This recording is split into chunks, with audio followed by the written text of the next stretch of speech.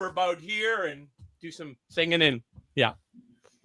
Oh, we're live. I was a little quick with the button, apparently. Jesse's going to tell us live right away.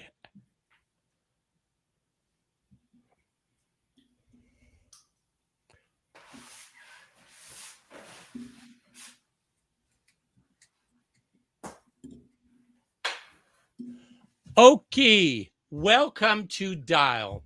My name is Alan Friesen. This is a new show we just started, and my co-host Diane, who's like, she's got the looks and the smarts and all the talent in the show here. So I'm pretty excited about that she's joining me.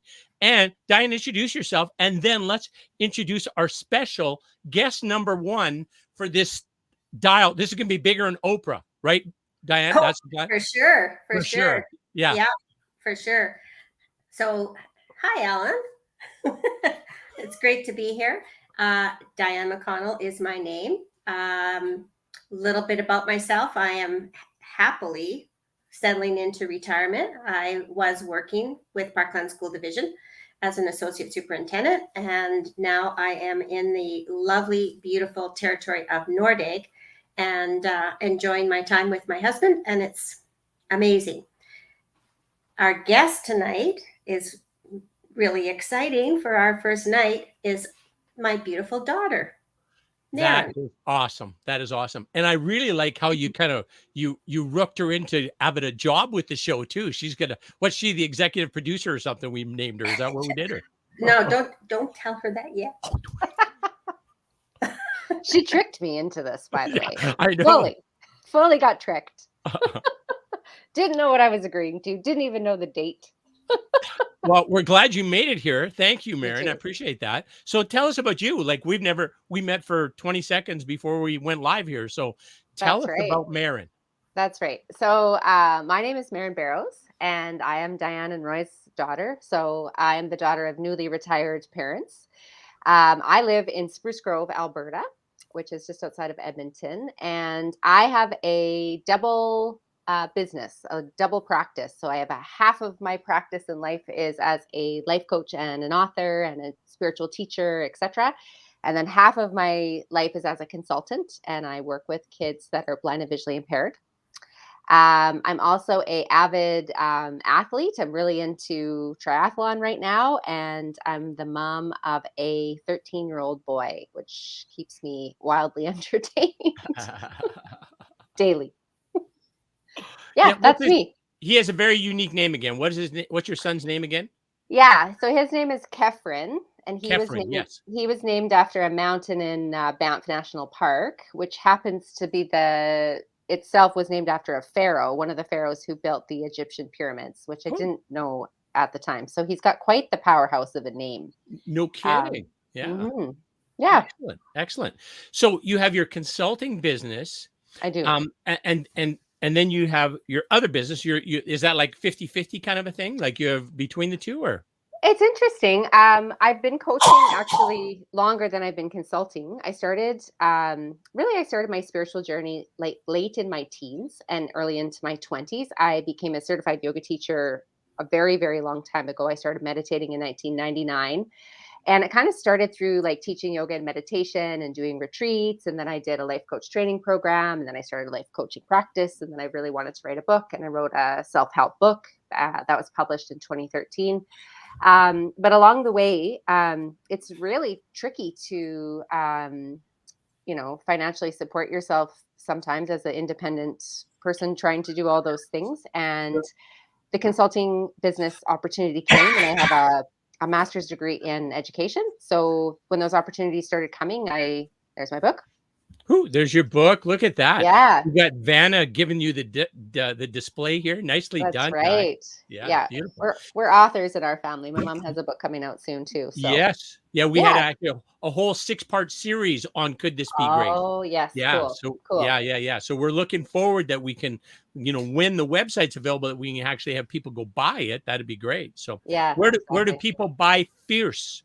Mary? Well, it's interesting because I published it in 2013, and at the time I was my life looked very, very different than it does now. And about 9 years later, I have actually pulled the book from publication because I'm wanting to redo it, so publish a second edition. So I'm kind of working on that. So if people wanted to get a copy of that book, they could contact me directly. I can give you my email address for the show notes. I have some copies I can still mail out, and I'm considering throwing it up as a PDF online at some point, as it is, while I'm working on the second edition. Sure. Yeah. No, that Mhm. makes sense. Yeah. Yeah. Cool. And then how do you find your consulting clients? Like, how does that happen? They just know you and see that you've got your life perfectly aligned. Everything's lovely. And they say, we want to be just like Marin. The life Marin, help us. coaching, well, the life coaching practice is really interesting how people find me. I would use the word synchronicity. I kind of my part of the deal is that I need to be seen and show up, and that whether that be online or teaching or telling people what I do at parties, or I need to kind of stand in it, own it, claim it. And I did my training through the Martha Beck company, so my name sits on her site as a resource. And so some people have Googled me up. Like right now, I have a client out of New York City who basically like found me through that website, and I do a 1-hour discovery call with anybody that's interested, and for no charge. And so she and I did that discovery call. And how I prefer to work with people is in a 6-month, I call it a 6-month container. So what I'm really good at as a coach is going super, super deep with people, and people who are really ready to step into, my book is called A Course in Living Your Truth. So really people who are ready to make the changes that maybe they know they need to make, but they don't know how to start because they're so big and scary or unknown. So I'm really good at those kinds of changes, because those are the kinds of changes that I've walked through in my own life. Big transformations. So yeah. Yes. You So- have lived experience to share. Diane, sorry, You bet. I'm monopolizing the conversation. No, you just highlighted some of your strengths, but I know you've got many more. So I'm curious for you to talk about what you see some of those other strengths to be. Describe them to us. One of my strengths is that I would use the word super brave. And when something presents itself to me as opportunity to stretch, I usually will take it. If it feels like the right stretch, I will take it, which a lot of people, the example that happened today. And again, I would use the word synchronicity. So I've been expressing the intention that I want to laugh more. I want to have more laughter in my life. I want to laugh more. I've recruited my partner and my son to call me on it. Mom, your job is to laugh every day, right? So where's the laughing out loud? So I want to laugh more. And I'm at a place in my healing journey. So I have a pretty, as if you've talked to Diane, you know, the complex trauma history of being the sister of my 2 brothers who have passed away. Mhm. And what COVID gave me was a real solid container of space to really heal myself, because the world quieted down and all my obligations quieted down, and I had a real solid opportunity to just be with myself for 2 years. And what is emerging, I feel like I'm a butterfly, seriously, kind of emerging really as my most healthiest, best self, mentally, emotionally, physically, spiritually. And I really struggled with depression for like 2 decades. And I got invited today.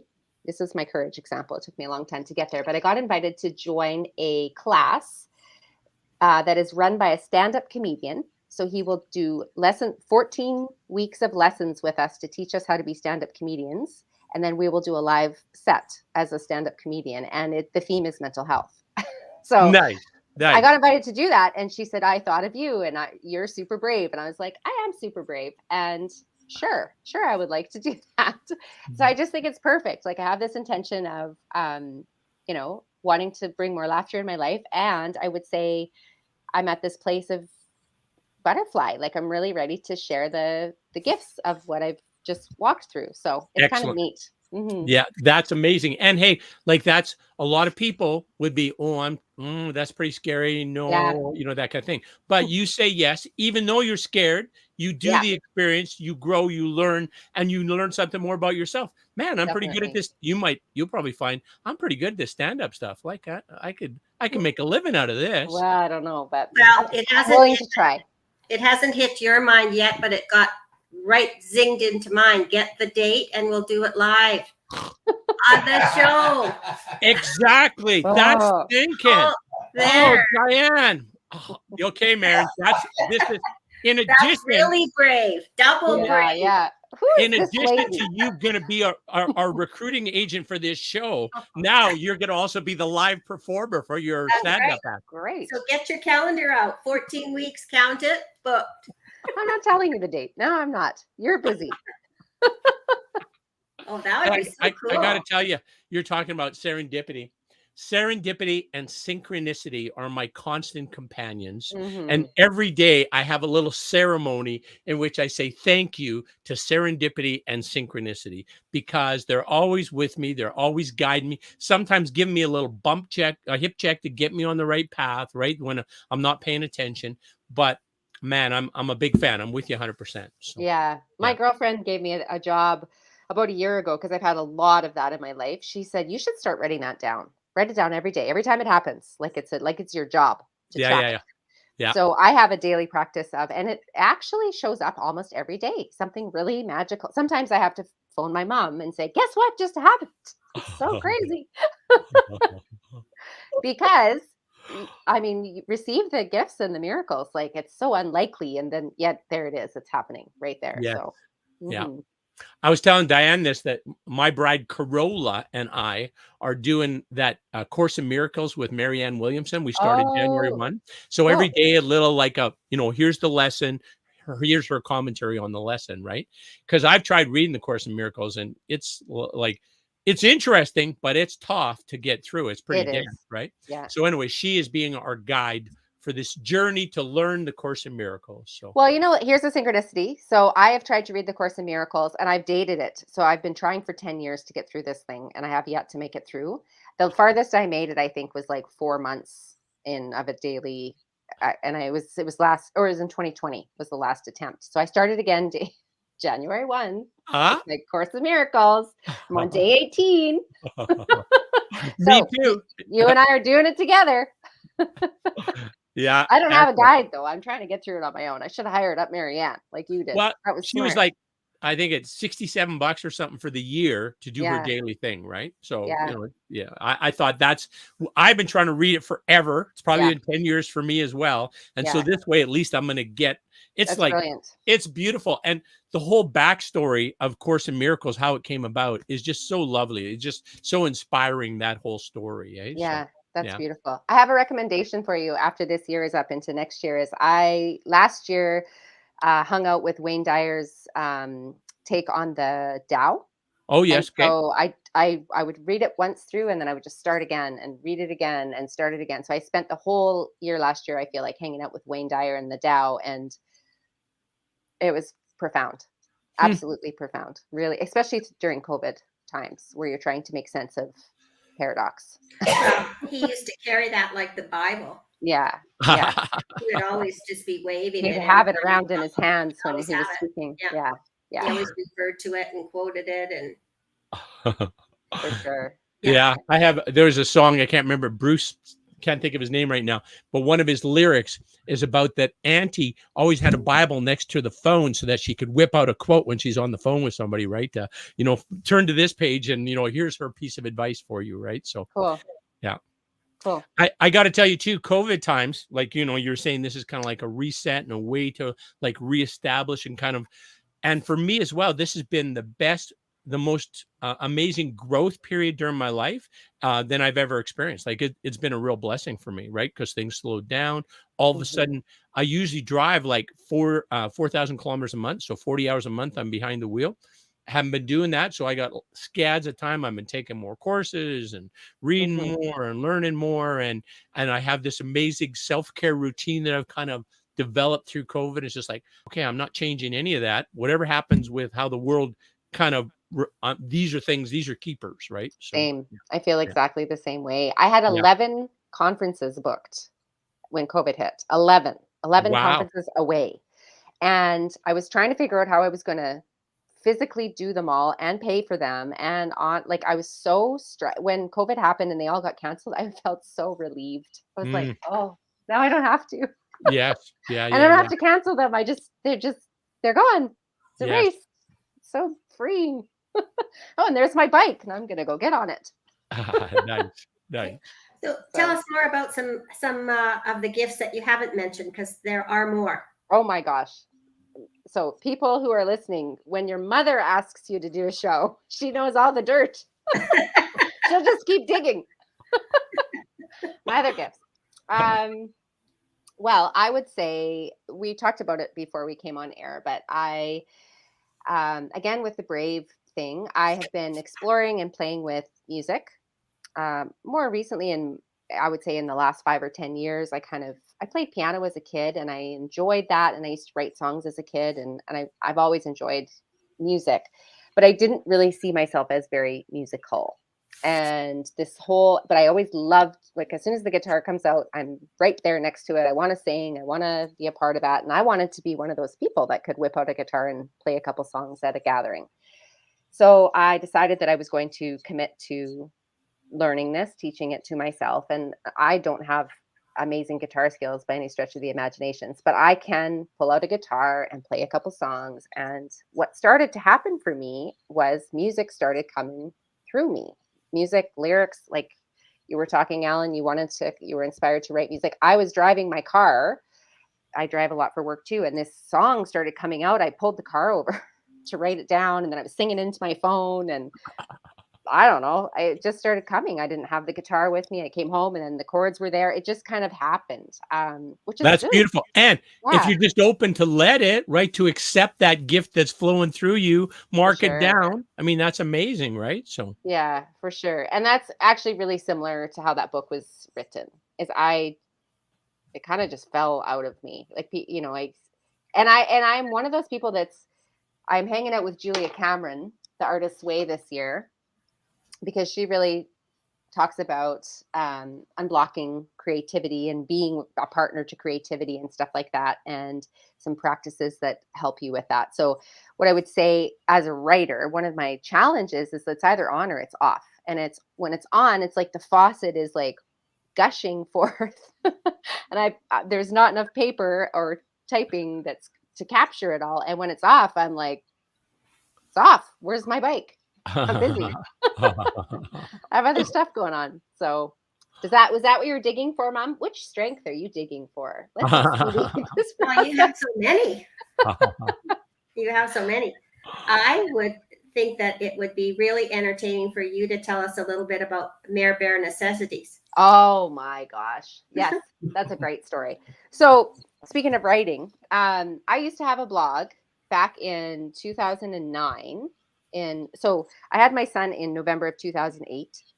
And that Christmas I have a challenging relationship with Christmas because of the commercialization of it and all of the stuff and all of the excess. And then I just have I've always had a sensitivity to that.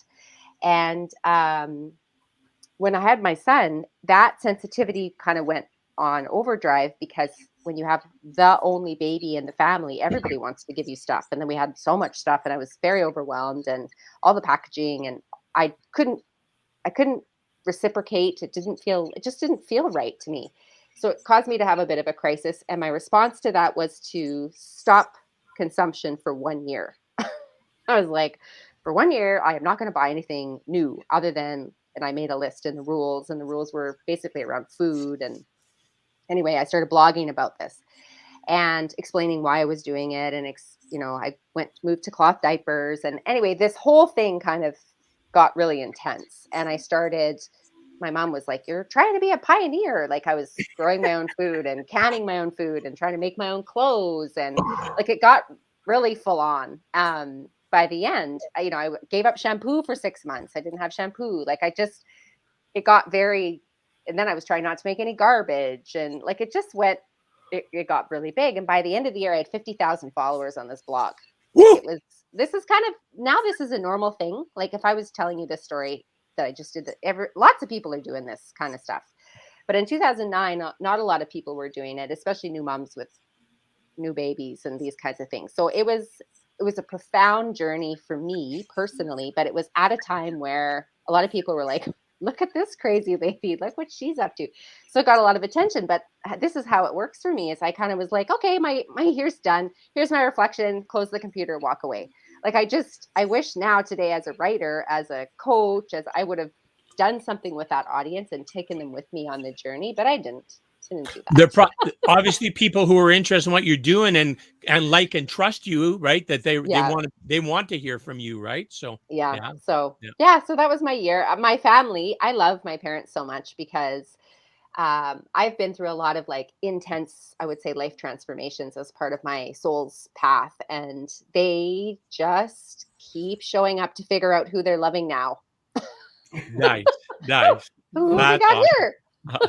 Yeah, we'll really figure it out in 14 weeks. We'll see.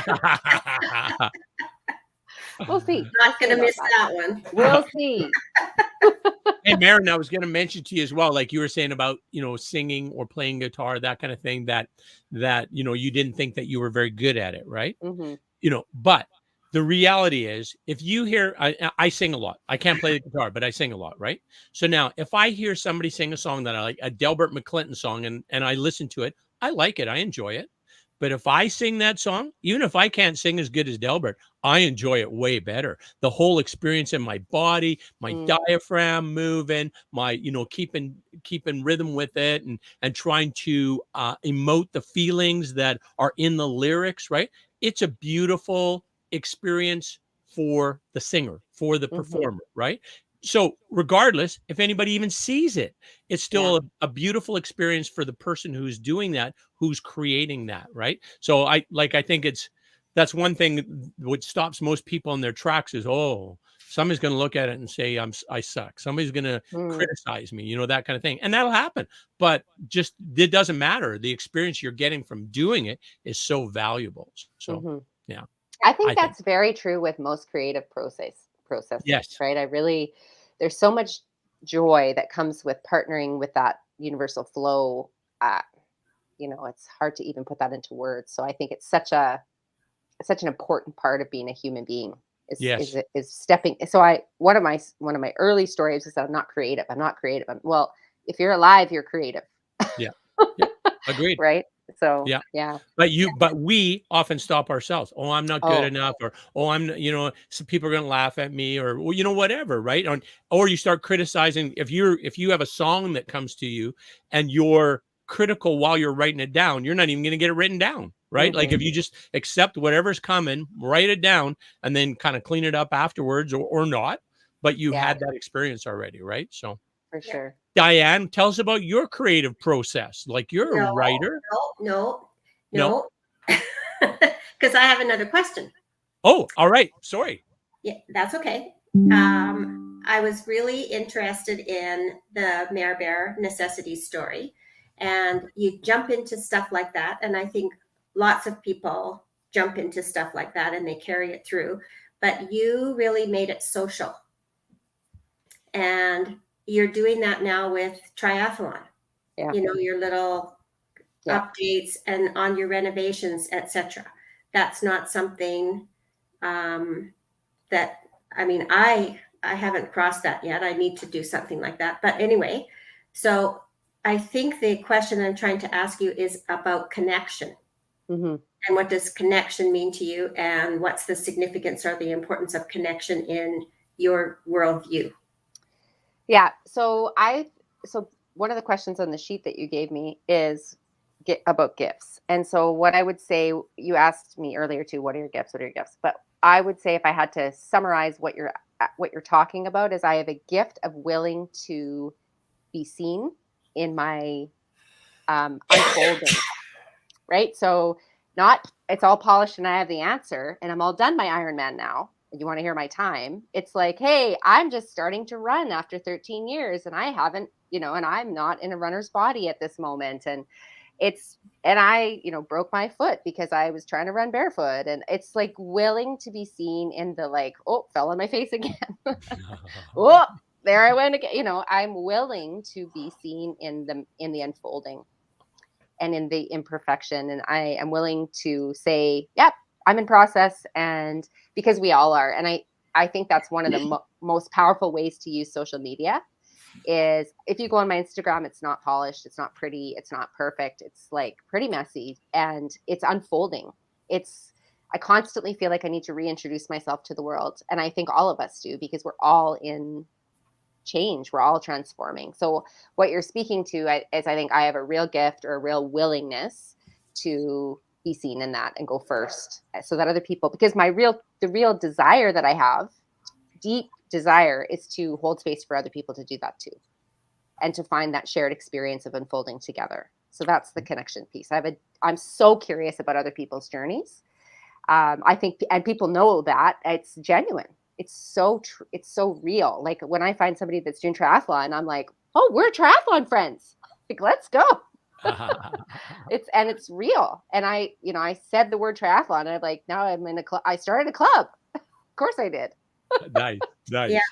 So your fearless pursuit of your journey then is an inspiration and an invitation to others to join you on their whatever it doesn't have to be the same journey as you. Sometimes it is, but not always. Whatever that journey is, you want to encourage them to partake, to fully embrace it. Would that be a fair statement? Absolutely.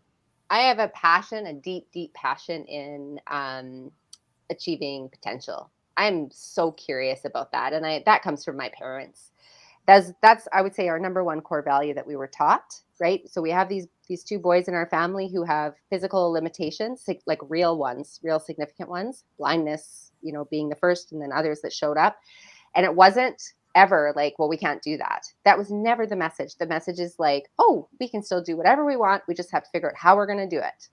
It was always this open invitation. That's a core value for me. It's like, oh, I want to do Ironman, and it's like, and I'm gonna, and oh, I wonder how fast I can do it. Oh, I wonder.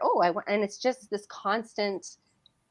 What's next? And I don't think that's bad. I think that's expansion, and I think we all came here to do that. So I'm so curious about other people's possibilities too. Like I'm so inspired by other people's magnificence in their expanding. I'm just in awe of that, with people who are going for it. Like, I like that stuff. Yeah, that's awesome. So, and you know what else is, we all need to be encouraged to just like take a try. Like the whole beginner's mind is, you're not going to get this perfect. You're going to make mistakes. That's how you're going to learn this, right? Yeah, so for sure. I think it's great to encourage everybody, try something new. This might be your thing, right? Or this might be something that brings you great joy or makes a contribution to other people in a significant way, right? Try it and see. Yeah, for sure. You did a beautiful job in terms of summarizing the intention of this program.